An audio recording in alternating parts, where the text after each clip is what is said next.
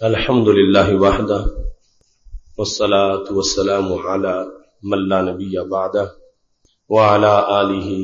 واصحابہ الذین اوفوا عہدہ اما بعد فاعوذ باللہ من الشیطان الرجیم بسم اللہ الرحمن الرحیم محمد رسول اللہ صدق اللہ العظیم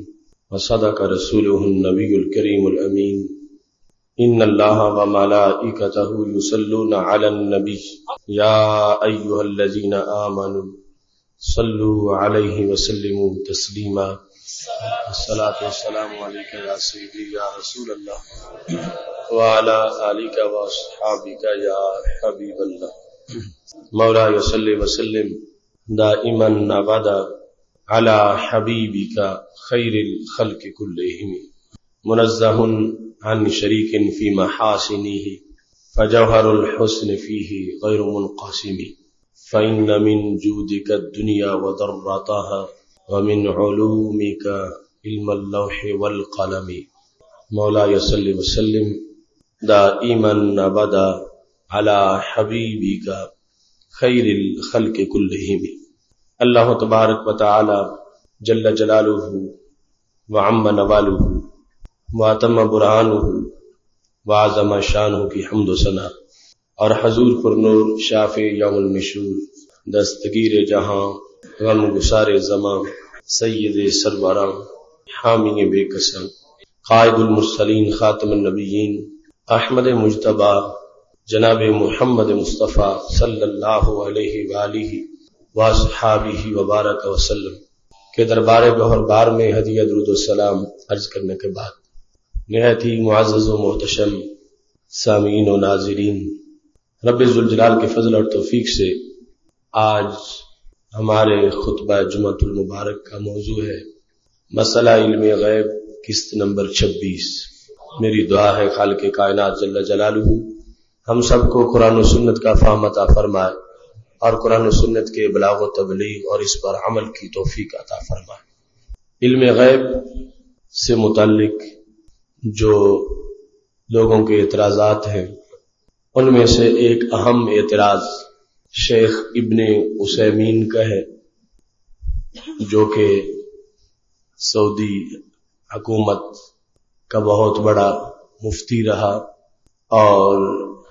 ابن عبد الوہاب کے طریقے کا اس کو مجدد قرار دیا جاتا ہے۔ اس نے اپنے فتاوی الفتاوی المہمہ لعموم الامہ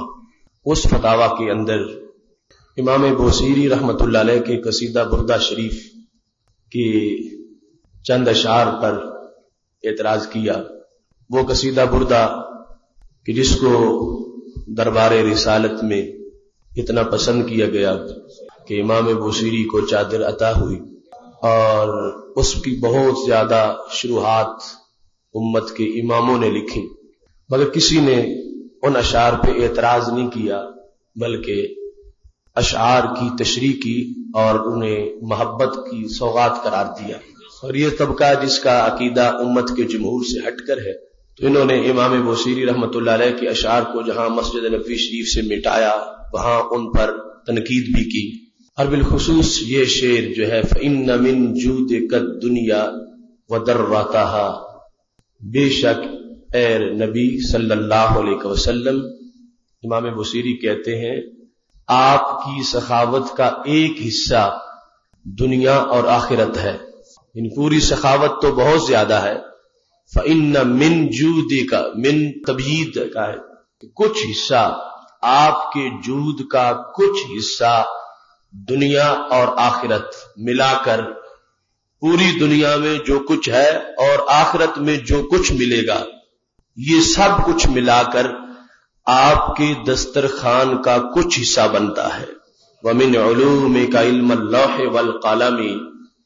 لوح اور قلم کا علم تمہارے علم کے مقابلے میں اس علم کا کچھ حصہ ہے۔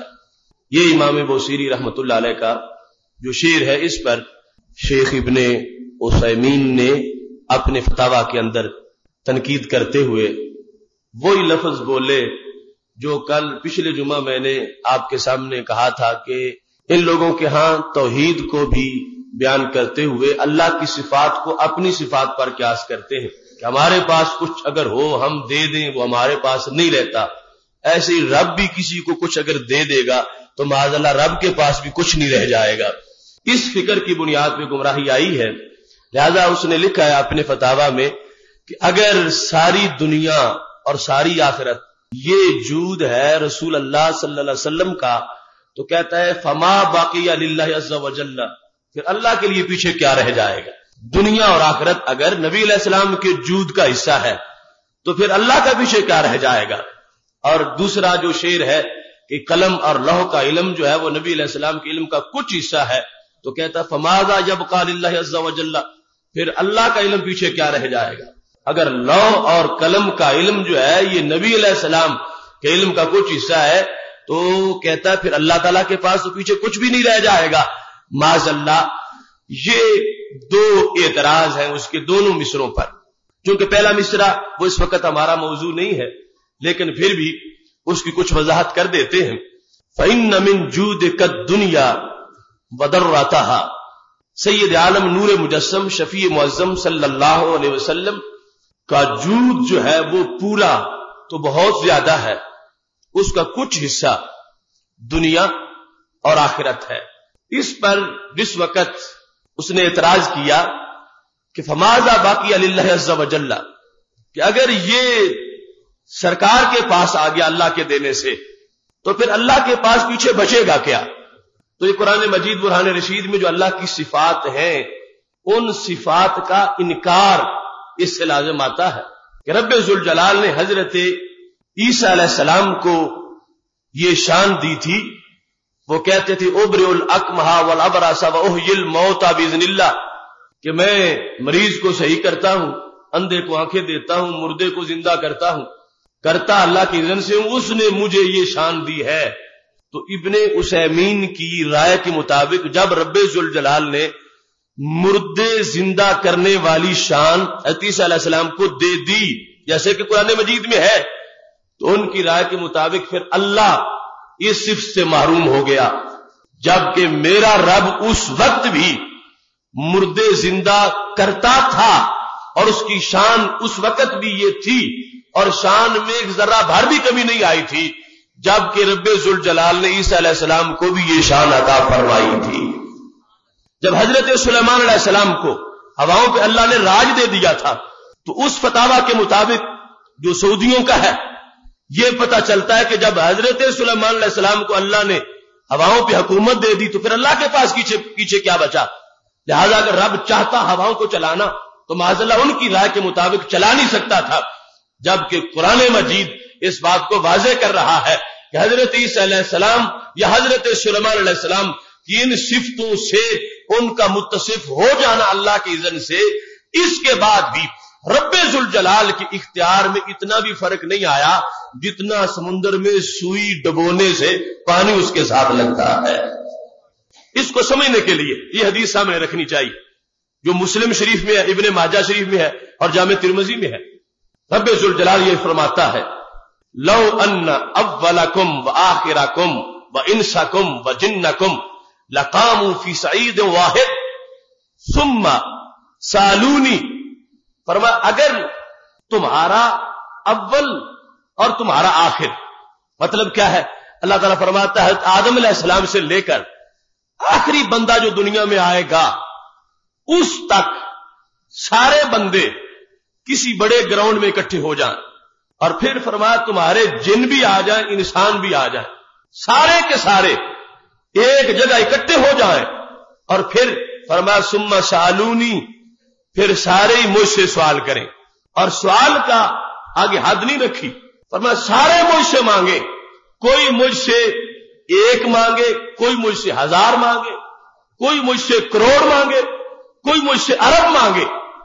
اول سے لے کر آخر تک سارے اکٹھے ہو کے مجھ سے مانگے، فآتیتہم، اور میں ان میں سے ایک کو بھی رد نہ کروں، سب کو دے دوں۔ سارے اکٹھے ہو کے مجھ سے مانگے، فرمایا ما ناکاسا من ملکی، اتنا دینے سے میرے ملک میں اتنی بھی کمی نہیں ہوگی، ما ینقص المخیط اذا ادخل البحر، فرمایا اتنی بھی کمی نہیں آئے گی جتنا سوئی کو سمندر میں ڈبونے سے اس کے ساتھ پانی لگتا ہے۔ رب ذوالجلال نے تو اپنی صفت یوں بیان کی ہے کہ میں اگر کسی کو دوں تو میرے پاس کمی نہیں آتی۔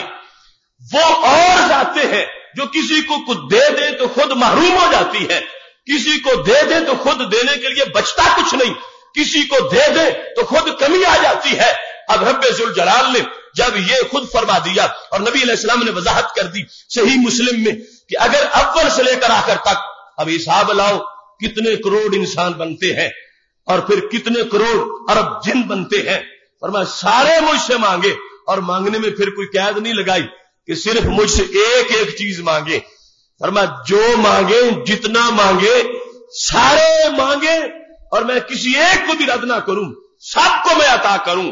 تو پھر بھی فرمایا یہ صورتحال ہے کہ میرے ملک میں، ملک کا لفظ استعمال کیا، میرے ملک میں اتنی بھی کمی نہیں آ سکتی جتنی کمی سمندر میں کے اندر اگر سوئی کو ڈبویا جائے تو اس کے نکے کے ساتھ جو پانی لگتا ہے، فرمایا یہ بھی ایک سمجھانے کے لیے ہے رب ذوالجلال کے دربار میں اتنی کمی بھی واقع نہیں ہوتی۔ اب اس رب کے بارے میں یہ کہنا کہ فماذا باقی للہ عز وجل، کہ اگر اب وہ جو لوگ ہیں اول سے لے کر آخر تک ان میں ایک ہمارے نبی علیہ السلام بھی ہے، اور رب ذوالجلال نے فرمایا وہ جو مانگے میں ان کو دے دوں، تو سرکار دنیا بھی مانگے اور آخرت بھی مانگے، اگرچہ رب نے پہلے دی ہوئی ہے بطور اس حدیث کے۔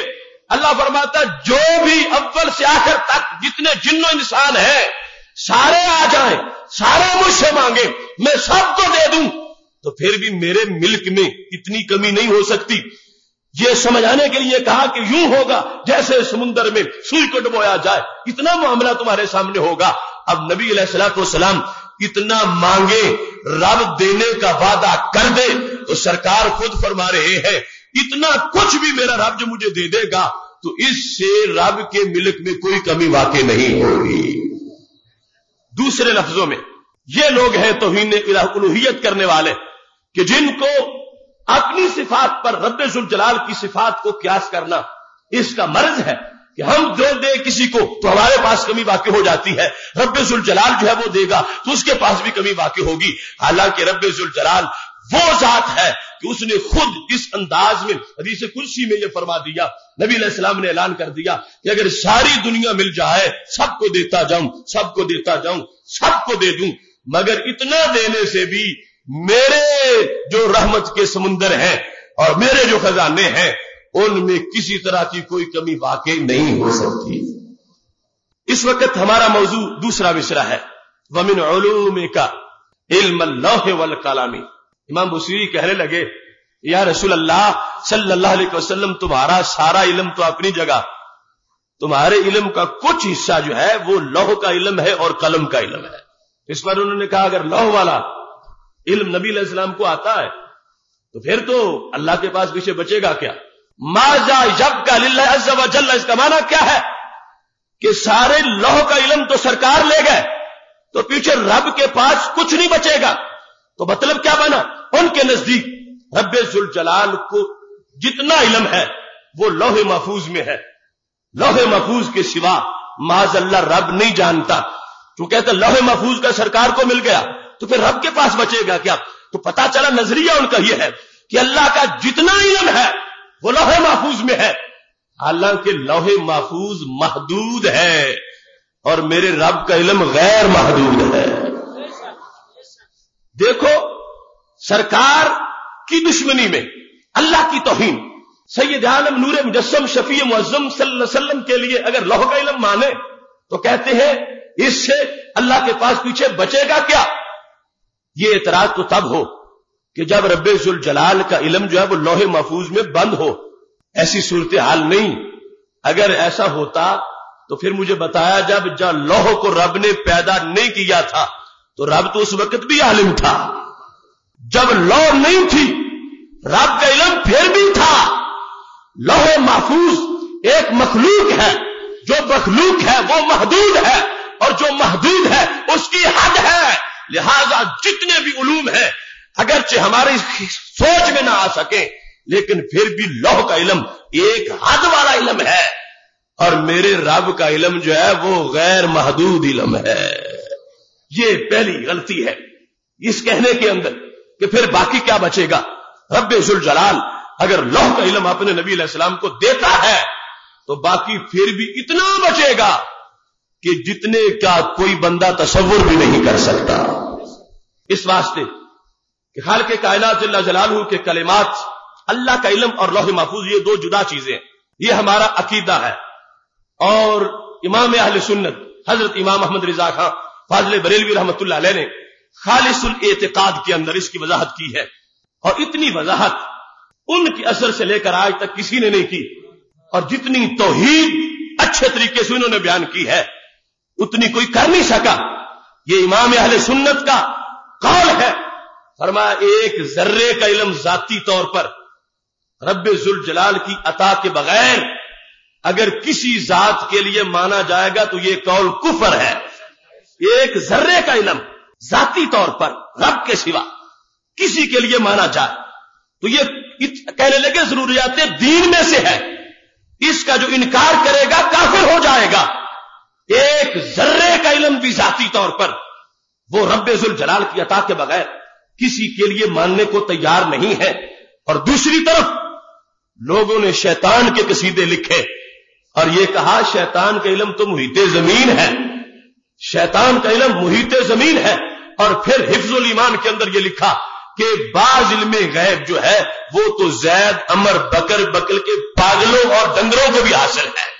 دوسری طرف علم غیب وہ لوگ جو منکرین ہیں نبی علیہ السلام کے علم غیب کے،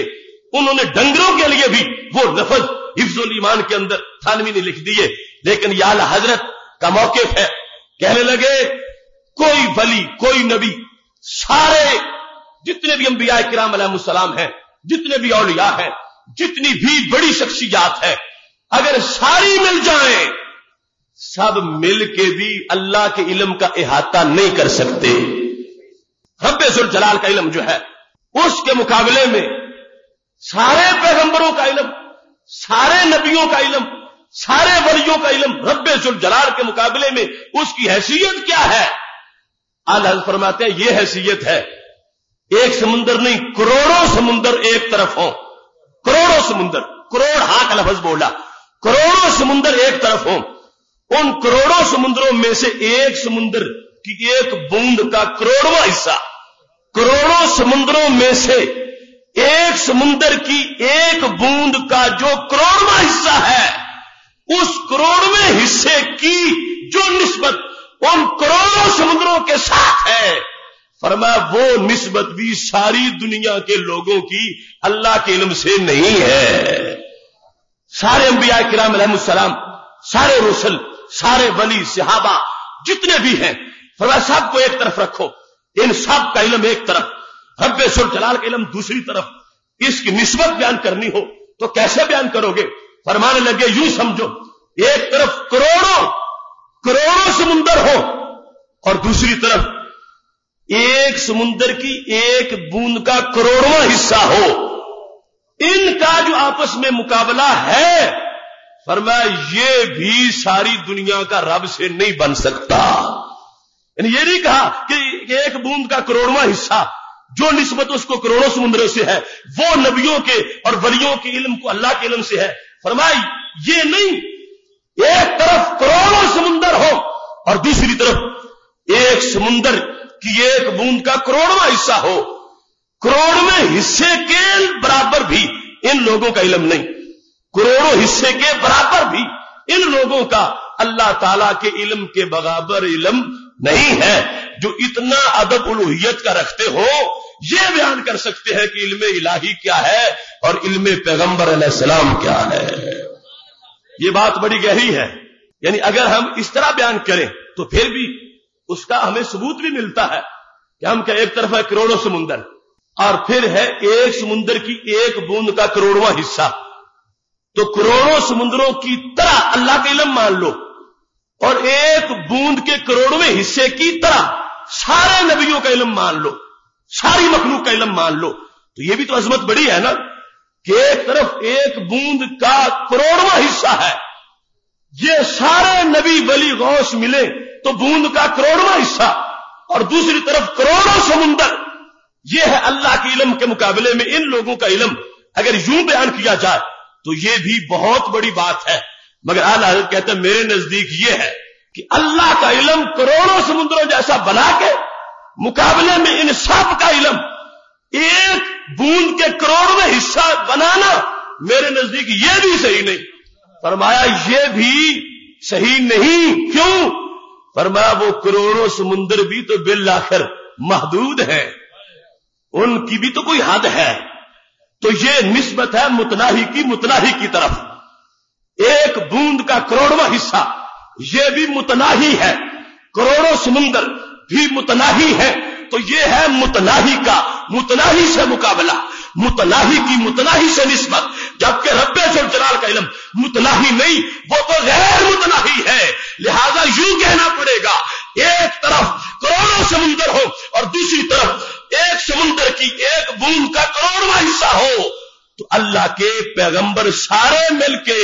پھر ان کی یہ شان نہیں ہے کہ یہ بیان کر سکیں کہ ان کے علم کی یہ سارے مل کے وہ حیثیت حاصل کر گئے ہیں جو رب ذوالجلال کے علم کے برابر میں ایک بوند کے کروڑویں حصے کی حیثیت ہوتی ہے. یہ ادب اہل سنت و جماعت کے ہاں رب ذوالجلال کا علم کا ہے. ہم کہتے ہیں لوح اور چیز ہے، قلم اور چیز ہے، اللہ کا علم اور چیز ہے. اللہ کا علم جو ہے وہ غیر محدود ہے، لوح محدود ہے چونکہ مخلوق ہے. اور پھر دوسری خرابی یہ لازم آتی ہے محدود جو ہے وہ کبھی غیر محدود کے لیے محل نہیں بن سکتی کہ اس کو پوری طرح وہ اپنے دائرے میں لے سکے. لہذا لوح محفوظ رب ذوالجلال کے علم کا احاطہ نہیں کر سکتی. اور جہاں تک قلم کا مسئلہ ہے تو صحیح مسلم شریف میں ہے کہ رب ذوالجلال نے جب قلم کو پیدا کیا فرمایا اکتب، قلم لکھو، میں نے تجھے پیدا کر دیا. تو قلم نے پوچھا کیا لکھوں؟ فرمایا حتی تقوم الساعہ، قیامت تک جو کچھ ہونے والا ہے لکھ دو. قیامت کو جو کچھ ہونے والا ہے. تو پتا چلا قلم کا علم اتنا ہی ہے جتنی قیامت ہے. قلم کی معلومات ہے قیامت تک، اور رب ذوالجلال کا علم تو قیامت کے بعد بھی ہے. حتی تقوم الساعہ سے پتا چل گیا کہ قلم کا جو علم ہے اس کی حد ہے قیامت تک، اور رب ذوالجلال کا علم اس سے بھی آگے ہے. لہذا لوح قلم کے علم میں اللہ کا علم بند نہیں ہے. رب ذوالجلال کا علم تو اس سے بھی کہیں زیادہ ہے. اور اب ان من جودک الدنیا وضراتها ومن علومک علم اللوح والقلم، اس کو سمجھنے کے لیے یہ آیات بھی تو سامنے رکھو کہ رب ذوالجلال ارشاد فرماتا ہے جس وقت اپنے کلمات کو کل لو کان البحر مدادا لکلمات ربی لنفد البحر قبل ان تنفد کلمات ربی ولو جئنا بمثله مدادا. فرمایا اللہ کے کلمات کو لکھنے کے لیے اگر سمندر کو سیاہی بنایا جائے تو کیا ہوگا؟ فرمایا سمندر ختم ہو جائے گا اور اللہ کے کلمات ختم نہیں ہوں گے. ولو جئنا بمثله مدادا، فرمایا اگرچہ اس کی مدد کے لیے اور سمندر اٹھا کے لے آؤ پھر بھی سمندر ختم، اللہ کے کلمے ختم نہیں ہوں گے. پھر اور سمندر لے آؤ، سمندر ختم، اللہ کے کلمے ختم نہیں ہوں گے. پھر اور سمندر لے آؤ، سمندر ختم، اللہ کے کلمے ختم نہیں ہوں گے. تو پتا چلا کہ رب ذوالجلال کا علم غیر محدود ہے اور اسے کسی حد کے اندر بند نہیں کیا جا سکتا. پھر خالق کائنات فرماتا ہے وما اوتیتم من العلم الا قلیلا، تمہیں علم دیا گیا صرف تھوڑا سا. الا قلیلا، یہ خطاب ہے رب ذوالجلال کا اس وقت بھی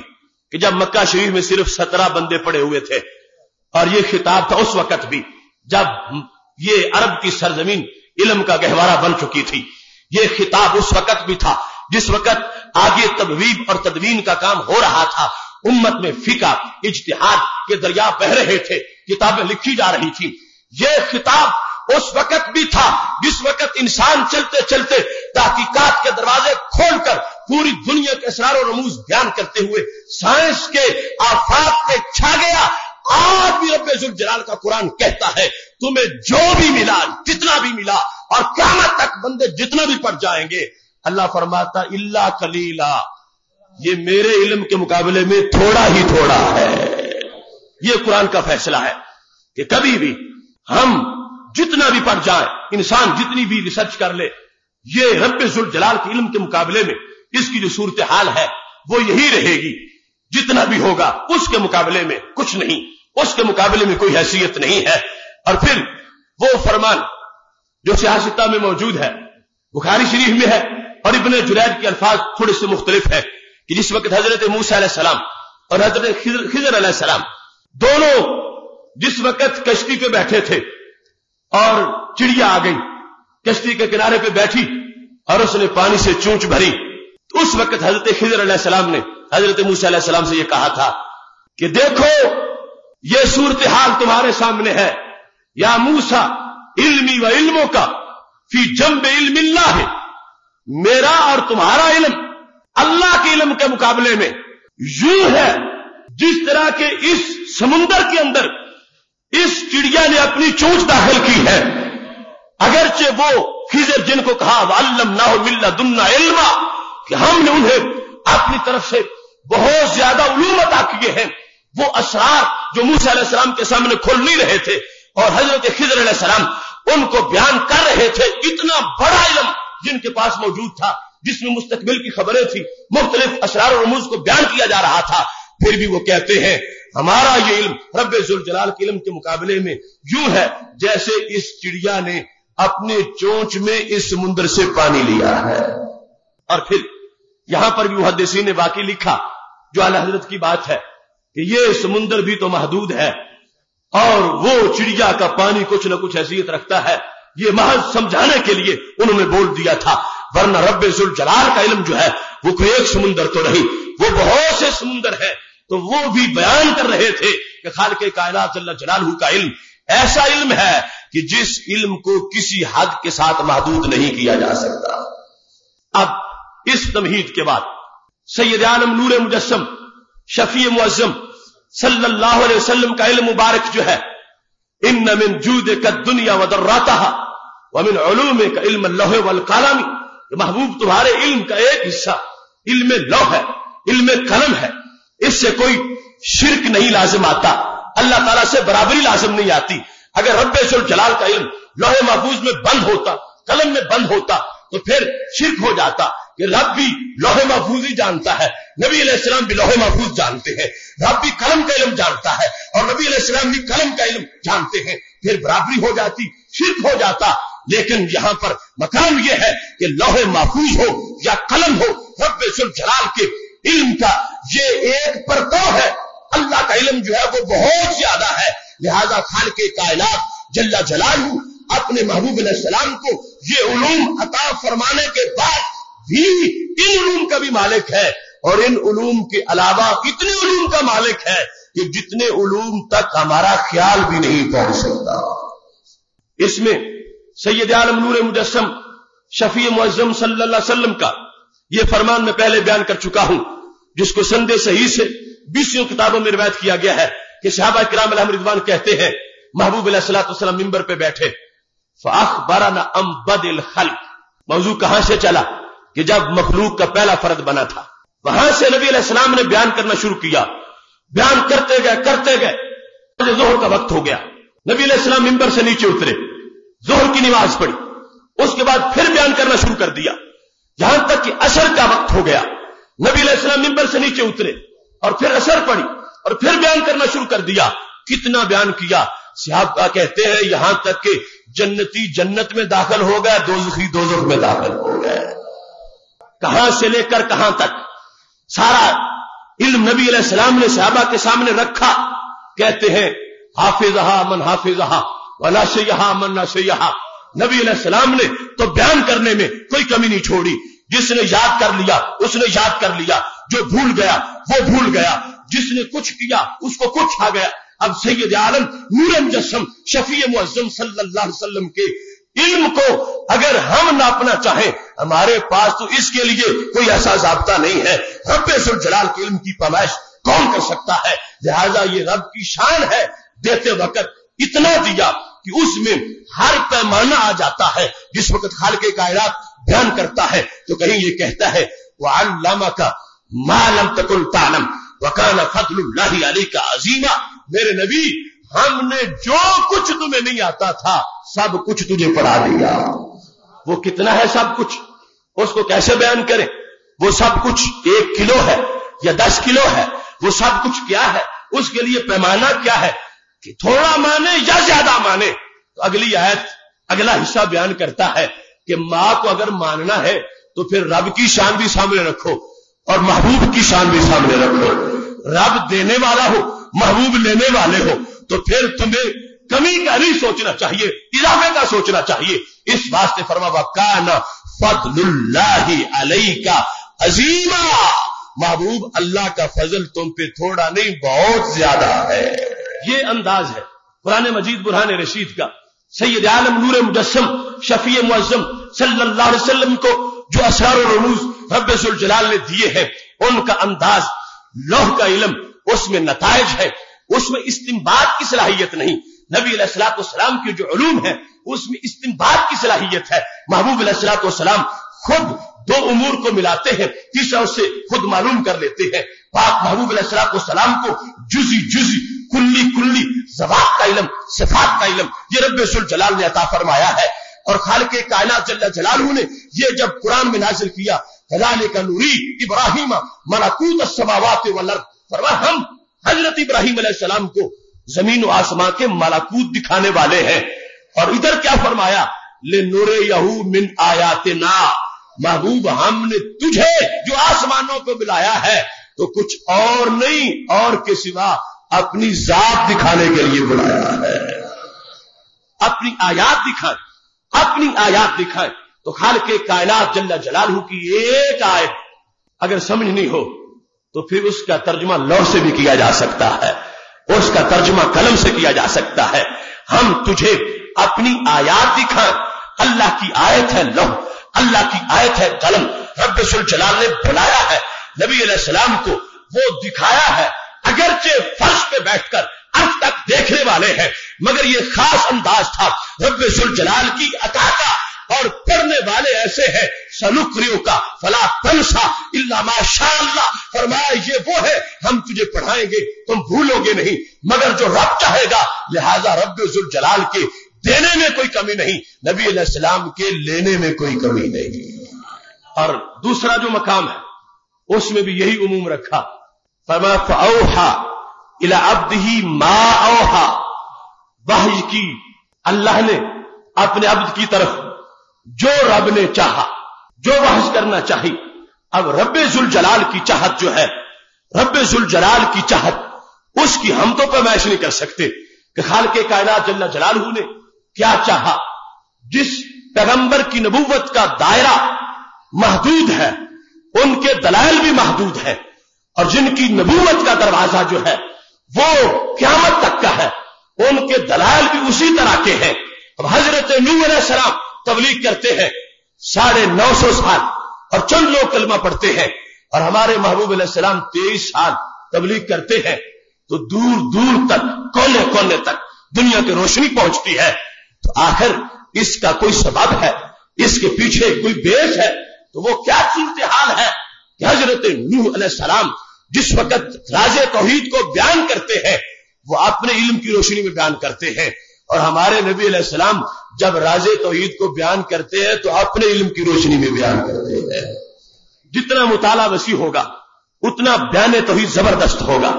جتنا مطالعہ جو ہے وہ کھلا ہوگا اتنا بیان توحید اسی انداز کا ہوگا۔ حضرت نوح علیہ السلام نے اپنے زمانے کے اسرار و رموز ان لوگوں کے سامنے رکھے، اور ہمارے نبی علیہ السلام کا کلمہ چونکہ قیامت تک کے لوگوں نے پڑھنا تھا، لہذا قیامت تک کے اسرار و رموز کو جاننا یہ ہمارے نبی علیہ السلام کی نبوت کا حصہ ہے۔ اگر پیغمبر ایسے ہوتے کہ جن کی نبوت 10 سال کے بعد ایکسپائر ہو جانی تھی اور پھر نبی نئے آنے تھے، تو پھر تو ان کے لیے مشاہدہ بھی 10 سال کا چاہیے تھا، اور جن کی نبوت دائمی ہے، یعنی لوگوں کے لیے قابل عمل ہونے کے لحاظ، ویسے تو جو بھی نبی بنتا ہے نبوت پھر چھینی نہیں جاتی، لیکن زمانہ گزر جاتا ہے۔ ہمارے نبی علیہ السلام کی نبوت جو پریکٹیکل کے طور پر دائمی ہے سارے لوگوں کے لیے قیامت تک، تو اس کے لیے ماننا پڑے گا کہ قیامت تک جو حالات آنے تھے، قیامت تک کے لیے جو دلائل بننے تھے، قیامت تک کے لیے جو علوم کھلنے تھے، اور قیامت تک جو ایجادات ہونی تھی، اور قیامت تک کے لیے جو لوگوں کے مسائل تھے اور قیامت تک کے لیے جو لوگوں کے مسائل کا حل تھا، رب ذوالجلال نے سب کچھ سمیٹ کے اپنے محبوب کے سینے میں اتار دیا ہے۔ اس واسطے ختم نبوت کا یہ مفہوم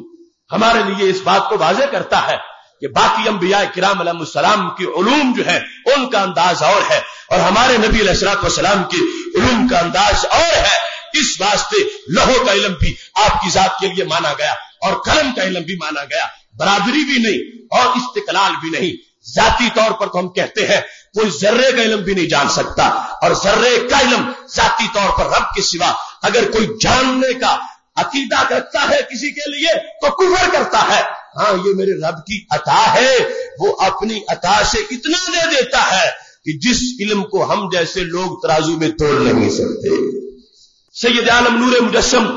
شفیع معظم صلی اللہ علیہ وسلم کے انہی علوم کا تو وہ بیان ہے۔ جب محبوب علیہ السلام کا وصال ہو گیا تھا تو حضرت ابو ذر غفاری رضی اللہ تعالیٰ عنہ بیٹھے ہیں، ابن کثیر نے اس کو لکھا ہے، صحابہ کا مجمع ہے۔ اب سرکار کے چلے جانے کا جو ان کو افسوس ہے اور غم ہے اس کو بیان کرتے ہیں تو مختلف حوالوں سے ایک حوالہ یہ تھا، کہنے لگے تارکنا رسول اللہ صلی اللہ علیہ وسلم وما طائر یقلب جناحیہ فی الهوى الا وهو یذکر لنا علما منہ۔ لوگوں ہمیں وہ نبی چھوڑ کے دنیا سے چلے گئے، اگر کائنات کے کسی کونے میں کوئی پرندہ اڑنے کے لیے پر بھی کھولتا تھا تو ہمارے نبی علیہ السلام اس کی بھی خبر دے دیتے تھے۔ ما اور اللہ دونوں لفظ استعمال کیے جو حسر کے لیے۔ ما طائر، کوئی ایسا پرندہ نہیں پوری دنیا پر کہ جس نے اڑنے کے لیے پر کھولنے ہو اور سرکار نے خبر دینا چاہیے تو دے نہ سکے ہو، ایسا نہیں ہے۔ اس سے بیان کرنا کیا مقصود ہے کہ بڑے بڑے واقعات تو بڑے بڑے واقعات رہ گئے، حادثات تو اپنی جگہ رہ گئے، یہ چھوٹا سا واقعہ ہے، چھوٹا سا کام ہے، نبی علیہ السلام کی نگاہ سے یہ بھی چھپا ہوا نہیں ہے۔ اور دور دور تک کائنات میں جو پرندے کی اڑان کو دیکھ رہے ہیں تو وہ اپنے امتی کے ایمان کو بھی دیکھ رہے ہیں۔ پرندہ اڑتا اگر ان کے سامنے ہے تو ان کو پیار اپنے عاشق سے جو ہے اتنا پیار اس پرندے سے تو نہیں ہے۔ ٹھیک ہے امت کا فرق وہ بھی ہے، مگر یہ تو خیر امت ہے، لہذا صحابہ کرام علیہم رضوان نبی علیہ السلام کی اس بینائی پر گواہی دے رہے ہیں کہ اگر کوئی پرندہ اڑنے کے لیے پر بھی کھولتا تھا، ہمارے نبی علیہ السلام کو اتنا رب نے علم دیا ہوا تھا، آپ ہمیں اس کی خبر بھی عطا فرما دیتے تھے۔ اس واسطے اگر کوئی گن کے شعبہ جات بنانا چاہے، میری یہ رائے ہے علم کو گننا تو بڑی دور کی بات ہے، سرکار کے علم کے جو شعبہ جات ہیں ان کو بھی کوئی گن نہیں سکتا کہ وہ علم کی کتنے فیکلٹیز بنائی جائیں۔ ایک ہے چیونٹیوں کے بارے میں علم، ایک ہے چڑیوں کے بارے میں علم، ایک ہے ہرنیوں کے بارے میں علم، ایک ہے پہاڑوں کے بارے میں علم، ایک ہے درختوں کے پتوں کے بارے میں علم، ایک ہے سمندر کے قطروں کے بارے میں علم، ایک ہے سمندر کی تہ میں لیٹی مچھلیوں کے بارے میں علم، ایک ہے فضا کے جگنوں کا علم، ایک ہے آسمان کے ستاروں کا علم، ایک ہے کائنات کے ذرے ذرے کا علم، ایک ہے آسمان کے چپے چپے کا علم۔ بناؤ گے تو کتنی قسمیں بناؤ گے، ہمیں ان قسموں کے مخلوقات کے نام نہیں آتے جن مخلوقات کے علم سرکار کے سینے میں موجود ہے۔ لہذا عافیت اسی میں ہے کہ بندہ سر تسلیم خم کر لے۔ جب وہ ذکر ہو رہا تھا نا نبی علیہ السلام کے عرش کی طرف جانے کا، عقل بار بار پوچھتی تھی گئے تو کیسے گئے، بیٹھے یا کھڑے رہے، سوئے یا جاگتے رہے، دیکھ کر بیٹھ گئے یا چلتے پھرتے رہے۔ تو اعلی حضرت کو یہ خیال آ گیا، کہنے لگے خرج سے کہہ دو کہ سر جھکا لے، گمان سے گزرے گزرنے والے، پڑے تھے وہاں خود جہت کو لالے، کسے بتائے کدھر گئے تھے۔ عافیت اسی میں ہے کہ تولنے کی کوشش نہ کرو، ناپنے کی کوشش نہ کرو، ورنہ ایک سیکشن لے لو نبی علیہ السلام کی علوم کا، ایک سیکشن زندگی بھر اس کی فہرست نہیں بیان کر سکو گے، آگے کس میں بیان کرنی تو بڑی دور کی بات ہے۔ یہ تو ماننا پڑے گا، آیات سے ثابت ہے اور احادیث سے ثابت ہے کہ سید عالم نور مجسم شفیع معظم صلی اللہ علیہ وسلم جس وقت سرکار دو عالم صلی اللہ علیہ وسلم آئے ہیں، ابو داؤد شریف کی حدیث میں ہے، ایک حویلی میں بیٹھے تھے، اونٹ لوگوں کو اس طرح چھیلتا ہوا درمیان سے آ گیا اور بکھرا ہوا اونٹ تھا، آ گیا، کسی سے پکڑا نہیں جاتا تھا اور سب کو گھورتا تھا۔ لیکن سرکار کے قدموں پہ آ کے سر رکھا اور سرکار بیٹھے ہوئے تو گود میں سر داخل کرتا تھا. یہ ایک علیحدہ معاملہ ہے اونٹ کا. اور آنکھوں میں آنسو تھے. اتنے میں پیچھے دوڑتا ہوا ایک بندہ آ گیا کہ یا رسول اللہ صلی اللہ علیہ وسلم یہ فلاں بندے کا اونٹ ہے اور وہ اس کو ذبح کرنے لگا تھا تو یہ چھری کے نیچے سے بھاگ کے آ گیا ہے. تو وہ بندہ تو منتظر ہے, ہمیں اس نے پکڑنے کے لیے بھیجا ہے. تو محبوب کہنے لگے اب اگرچہ سارے اونٹ ذبح کرنے جائز ہیں مگر یہ میری گود میں آیا ہے, اسے چھری کے نیچے نہیں جانے دوں گا. اب نبی علیہ الصلوۃ والسلام سے اس نے جو باتیں کی نبی علیہ السلام نے ترجمہ کر کے بتایا. سرکار دو عالم نور مجسم شفیع معظم صلی اللہ علیہ وسلم نے فرمایا تیرے آنے سے پہلے یہ مجھے بتا چکا ہے کہ میرا مالک مجھے ذبح کرنا چاہتا تھا اور میں دوڑ کے آ گیا ہوں اور میں آپ کی پناہ میں آیا ہوں. فرمایا اسے یہ بھی پتا ہے میں اس کا نبی ہوں اور اسے یہ بھی پتا ہے مشکل آئے تو نبی ٹال سکتے ہیں. اونٹوں کے بارے میں صرف یہ آپ سوچ لیں قیامت تک اگر ریسرچ کی جائے کوئی ایسی اکیڈمی نہیں بن سکے گی جو کوئی اونٹوں کی زبان کا سلیبس پڑھائے کہ اونٹ بولے تو ترجمہ کیا ہوتا ہے, اونٹ بولے تو مطلب کیا ہوتا ہے, اونٹ بولے تو اس کی حیثیت کیا ہوتی ہے. یہاں ہر مخلوق آتی ہے, ہر مخلوق کو حصہ ملتا ہے. تو لہذا یہاں تو شرق سے لے کر غرب تک دفتر بنائے تو شعبہ جات کا دفتر نہیں ملے گا اور ان کی جو تفصیلات ہیں وہ دفتر کیسے بن سکے گا. رب ذوالجلال نے سید عالم نور مجسم شفیع معظم صلی اللہ علیہ وسلم کو اس جہت کے جو علوم عطا فرمائے ہیں تو اس واسطے یہ کوئی بعید نہیں ہے جو امام بصری نے کہا کہ من علوم کا علم اللوح والقلم کہ محبوب تمہارے سارے علم کی بات نہیں کرتا, سارا تو بہت زیادہ ہے. اس علم کا ایک شعبہ لوح ہے اور قلم ہے, باقی وہ علوم ہے جن کی حد اپنی طرف سے ہمارے پاس کوئی نہیں. بحیثیت ابد وہ علم ہے آپ کا محبوب, لیکن ہم اپنی طرف سے توڑنا چاہیں تو ہمارے پاس کوئی ایسا زاویہ نہیں, کوئی پیمانہ نہیں, اس واسطے کہ رب دینے والا ہے اور اس کے محبوب لینے والے ہیں. میری دعا ہے خالق کائنات جل جلالہ ہمیں اس فکر کو آگے پہنچانے کی توفیق عطا فرمائے. وآخر دعوانا الحمد للہ رب العالمین.